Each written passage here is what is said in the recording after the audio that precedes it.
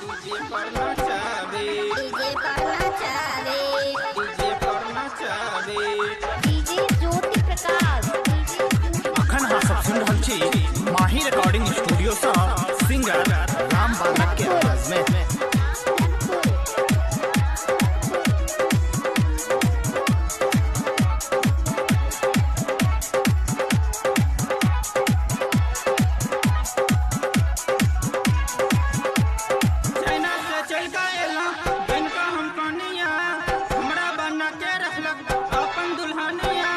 हमरा ने कनिया ई भावे भतार जब डीजे पर नचावे, बराती सब हंसे हंसावे भतार जब डीजे पर नचावे। चाइना से चल का एलो बनका हम कनिया, हमरा बना के रखलक अपन दुल्हनिया। हमरा ने कनिया ई भावे भतार जब डीजे पर नचावे, बराती सब हंसे हंसावे भतार जब डीजे पर नचावे।